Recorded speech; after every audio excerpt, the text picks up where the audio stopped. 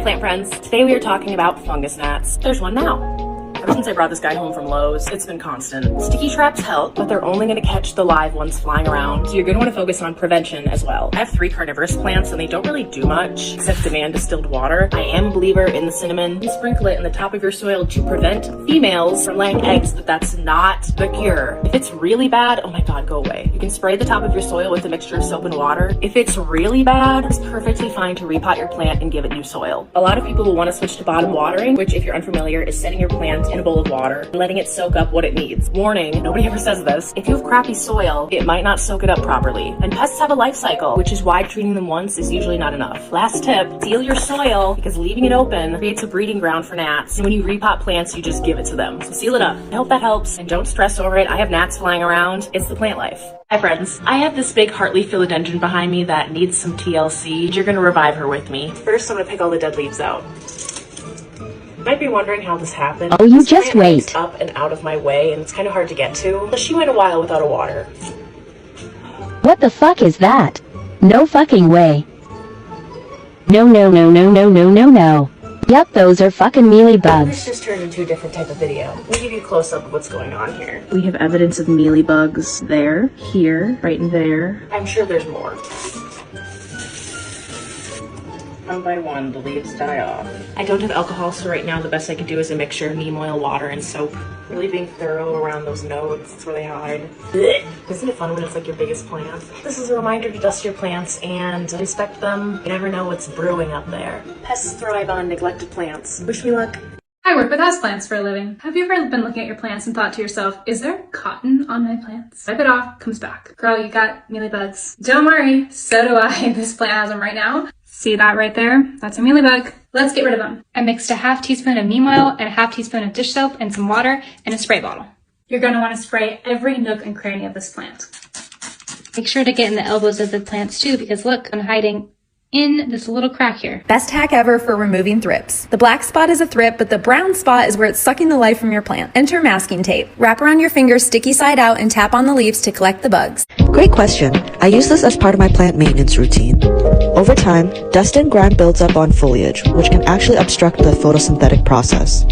Making a habit of wiping down your plant's leaves is important for preventative pest management. This is much easier than dealing with a full-blown pest infestation. Plus, you get that beautiful leaf shine. Did you know that ladybugs are really good at getting rid of spider mites?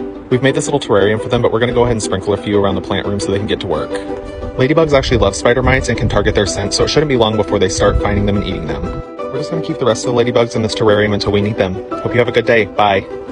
This is part 3 of me treating my plant for millipede infestation. So a few days ago, I found them in my peace lily soil. Not only did I find over 100 millipedes, I found 2 worms and 1 wood thrip. And all of them lived together happily in a 6-inch pot.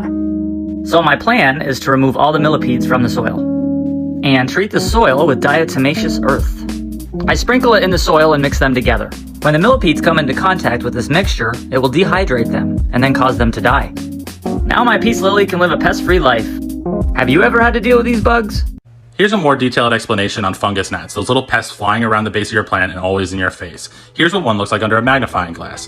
So basically, they have short lifespans, but they lay their eggs and their larvae grow in soil that's moist and has a lot of organic material, which is often caused by having too many dead leaves. There's a few solutions. You can buy sticky pads. You can put sand on top of the soil. I personally let the soil dry out completely between waterings, and then I put 1 part hydrogen peroxide to 5 parts water the next time I water. Did you know fungus gnats can lay 100 to 150 eggs in your soil? It's gross, so let's get rid of them. 1 part hydrogen peroxide. Add that to your watering cup.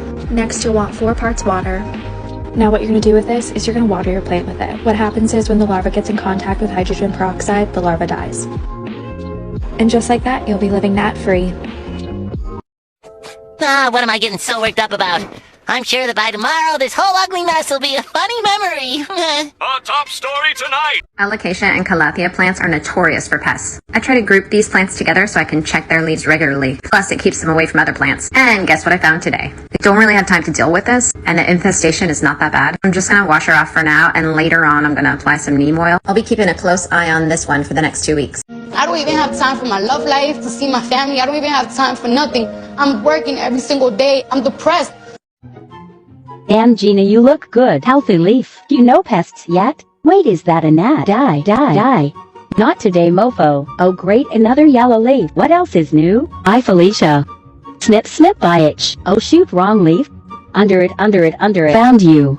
Here are plants I plant in the garden to help repel pests. Marigolds. This fragrant plant helps repel aphids, mosquitoes, and even rabbits. Nasturtiums help prevent whitefly, cabbage loopers, and squash beetle. They also help control aphid populations by actually attracting aphids specifically to the plant, so it acts as a magnet, protecting your other plants from the aphids. What's great about nasturtiums is that it also attracts ladybugs that prey on aphids. And fun fact, their flowers are edible. Chrysanthemums help prevent spider mites and Japanese beetles. Dill helps repel aphids, spider mites, and squash beetle as well. What's really cool about dill is that it also attracts parasitic wasps, whose larva preys on cabbage worm. So I actually have them planted next to my cabbage.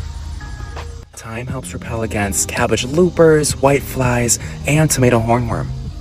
Catnip is great because it helps repel against flea beetles.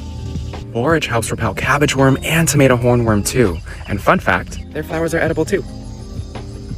Lavender helps repel mosquitoes, and so does rosemary. Rosemary can also help repel slugs and snails. Zinnias are so beautiful, and they also help repel cutworm, cabbage worm, and squash beetle. Cosmos helps repel corn earworm, so I actually have it planted next to my corn.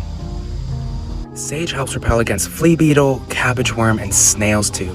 And the list goes on and on. Strategically planting these plants in your garden is a great way to help control pest populations without spraying any harmful chemicals.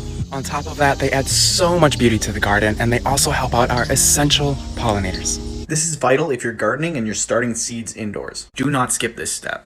I learned my lesson. Last video I highlighted that most people skip the step of sterilizing their seed starting equipment, and I showed you how. Now the step that I neglected that led to the problem that got rid of my indoor garden here was soil sterilization. Believe it or not, just because you buy a good product from the store does not mean that it's not full of bug larvae or eggs that are sitting there dormant just waiting for you to water them and give them heat, like you do when you start seeds. To sterilize soil, all you have to do is boil a pot of water and dump it throughout the soil and then cover it with tin foil to allow the heat to kill those eggs. Another method is to put it in a baking sheet, throw it in your oven at like 200 degrees Fahrenheit, just enough, like half hour, 40 minutes, just enough to kill all those eggs. And then you won't be dealing with an infestation of fungal gnats. I'm trying to clear out all the living adults so that I can start my seedlings without this problem. I learned for you.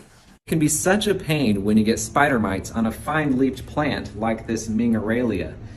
Typically, the solution would be to spray neem oil on all of the spider mites, but when you're talking about something with as fine leaves as this, it's really hard to reach all the spider mites, so the problem can persist for a really long time. However, there's a different way to use neem oil that is just as effective but way easier to do. Did you know that neem oil can actually be used systemically? That's just a fancy word for saying that you can pour it into the soil, the roots will take it up, and after about 3 days, it will have the neem oil in the vascular system of the plant. So when the bugs start feeding on it, they will intake it and it kills them off. What I have here is about a gallon of water mixed with a tablespoon of concentrated neem oil and a couple drops of dish soap. And all you do is give it a good shake, and you want to completely saturate your soil with this solution. After about 10 days, it's going to reach its maximum potency, and at that point you should be seeing the spider mites die off.